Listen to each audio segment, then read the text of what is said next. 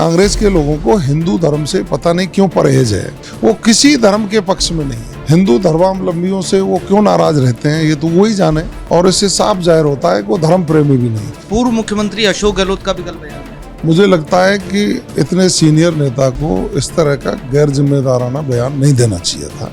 अपनी उपस्थिति दर्ज कराने के लिए, जनता को भ्रमित करने के लिए इस तरह के आधारहीन बयान देते हैं। इन लोगों को सदन की कार्रवाई बाधित करनी थी। इनके कृत्य कुकृत्य जो भी हो वो जनता के सामने नहीं जाए। हमेशा हो अल्लाह करते रहे, सदन की कार्रवाई को बाधित करते रहे। हम जनता के प्रति जवाबदेह हैं। ये जनता के पैसे से तनख्वाह लेकर के ऐशो आराम करना चाहते हैं, जनता का दुख दर्द नहीं बांटना चाहते। धर्मांतरण कानून राजस्थान में लागू होने के बाद से ही सियासत गर्म है। विपक्ष लगातार सत्ता पक्ष पर हमला कर रहा है और कानून को लेकर अलग अलग तरह की बातें की जा रही है। हमारे साथ बातचीत के लिए गृह राज्य मंत्री जवाहर सिंह बेडम साहब हैं। बेडम साहब, जैसे ही धर्मांतरण कानून आया उसके बाद से लगातार सियासत गर्म है। पूर्व मुख्यमंत्री अशोक गहलोत का भी कल बयान है। देखिए, पूर्व मुख्यमंत्री माननीय अशोक गहलोत जी का बयान मैंने सोशल मीडिया पर देखा है। मुझे लगता है कि इतने सीनियर नेता को इस तरह का गैर जिम्मेदाराना बयान नहीं देना चाहिए था। लेकिन उस बयान के बाद ये लगता है कि कांग्रेस तुष्टीकरण की राजनीति करके अपनी उपस्थिति दर्ज कराना चाहती है।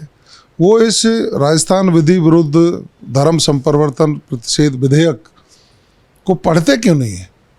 उसमें हमने लिखा है कि जो भी व्यक्ति जिस धर्म को भी मानता है उस धर्म को माने, वो स्वतंत्र है, लेकिन उसका धर्म परिवर्तन किसी प्रलोभन से, शादी का झांसा दे करके या बलपूर्वक धर्म परिवर्तन नहीं कराए। वो सभी धर्मों पर लागू है। लेकिन चूंकि कांग्रेस के लोगों को हिंदू धर्म से पता नहीं क्यों परहेज है, हिंदू धर्मावलंबियों से वो क्यों नाराज रहते हैं ये तो वो ही जाने। और इससे साफ जाहिर होता है कि वो धर्म प्रेमी भी नहीं, वो किसी धर्म के पक्ष में नहीं है। मुझे लगता है कि कांग्रेस के लोग अपनी उपस्थिति दर्ज कराने के लिए, जनता को भ्रमित करने के लिए इस तरह के आधारहीन बयान देते हैं।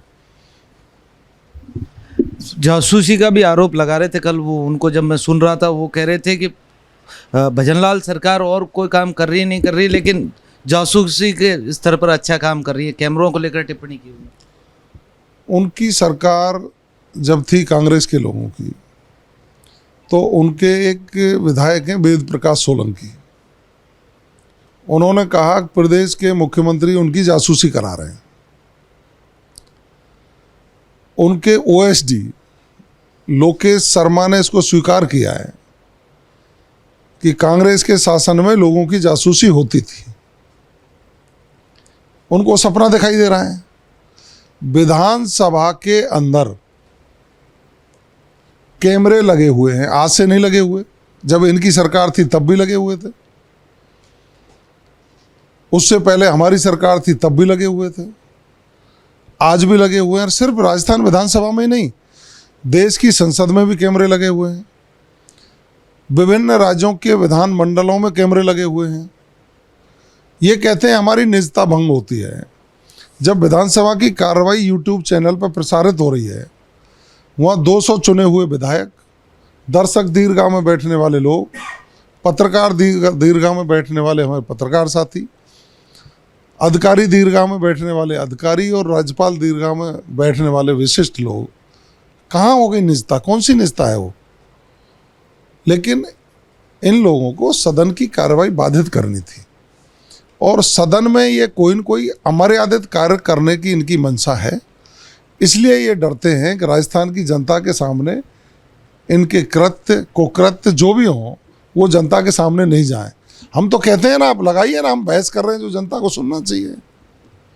लेकिन इन लोगों ने इन 10 दिनों में जितने भी कार्य दिवस में विधानसभा चली, उसमें राजस्थान की जनता के हित में जो राजस्थान की सरकार ने विधेयक पेश किए या निर्णय लिए, उनमें इन्होंने सकारात्मकता नहीं दिखाई। हमेशा हो अल्लाह करते रहे, सदन की कार्रवाई को बाधित करते रहे। और दूसरी तरफ प्रदेश के मुख्यमंत्री भजनलाल शर्मा जी के नेतृत्व में हमारी सरकार ने विभिन्न लोक कल्याण के विधेयक पास किए हैं जिनसे आम जनता को सुविधा होगी। हम जनता के प्रति जवाबदेह हैं। ये जनता के पैसे से तनख्वाह लेकर के ऐशो आराम करना चाहते हैं, जनता का दुख दर्द नहीं बांटना चाहते। प्रधानमंत्री नरेंद्र मोदी का राजस्थान से विशेष स्नेह रहा है। एक बार फिर 25 तारीख को राजस्थान दौरा बन रहा है। बांसवाड़ा पावर प्रोजेक्ट का उद्घाटन करने वो आ रहे हैं। राजस्थान को विकास का मॉडल चुनाव के दौरान बीजेपी ने दिया था, कितना धरातल पर आ पाया सर?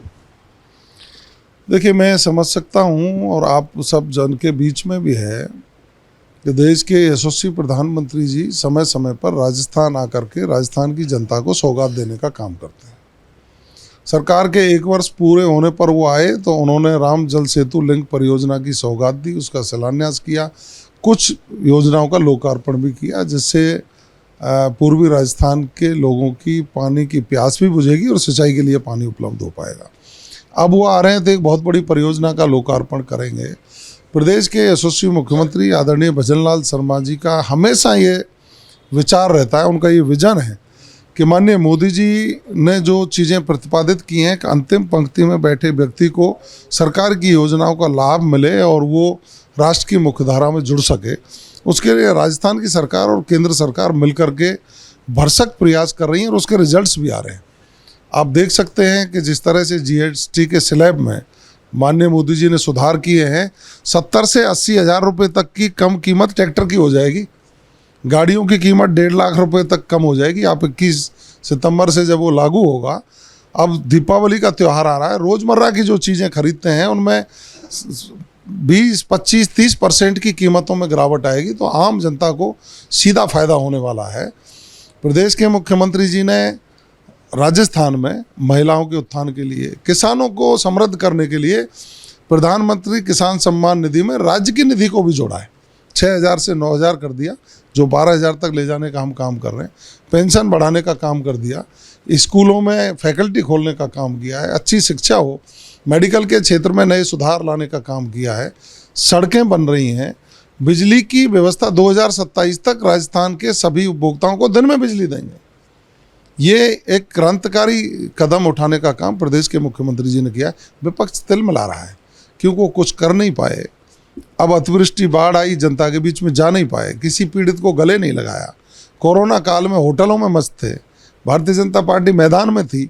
वो चीज़ें इनको परेशान करती हैं कि भारतीय जनता पार्टी का विधायक, सांसद, मंत्री जनता के बीच में रहता है और कांग्रेस के लोग दिल्ली, बम्बई होटलों में रहते हैं, मानेसर में रहते हैं, यहाँ रहते हैं।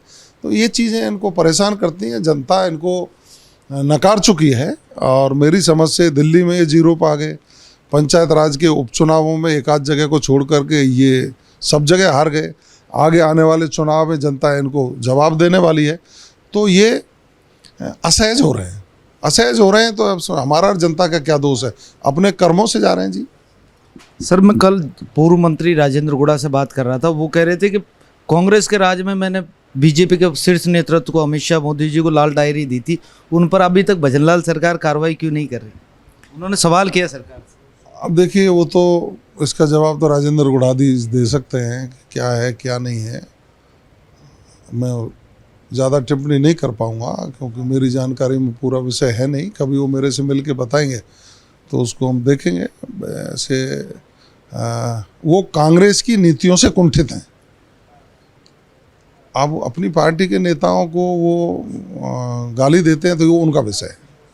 सर, एक भजनलाल जी ने भी बीच में कहा था बड़े मगरमच्छों को की कार्रवाई को लेकर एक बयान चर्चा में, उन्हीं बड़े मगरमच्छों की ओर राजेंद्र गुड़ा के पीछे। देखिए, आप देख सकते हैं कि एसओजी की जांच चल रही है। जब पूर्व मुख्यमंत्री जी का गनमैन पीएसओ गिरफ्तार हो जाए, आरपीएससी के मेंबर्स गिरफ्तार हो जाएं, रोज़ाना गिरफ्तारियां हो रही हैं, तो जो भी मगरमच्छ आएंगे वो बचेंगे थोड़ी। तो ये थे जवाहर सिंह बेडम जी हमारे साथ। लोकेश नागर, रिपोर्ट भारत, जयपुर।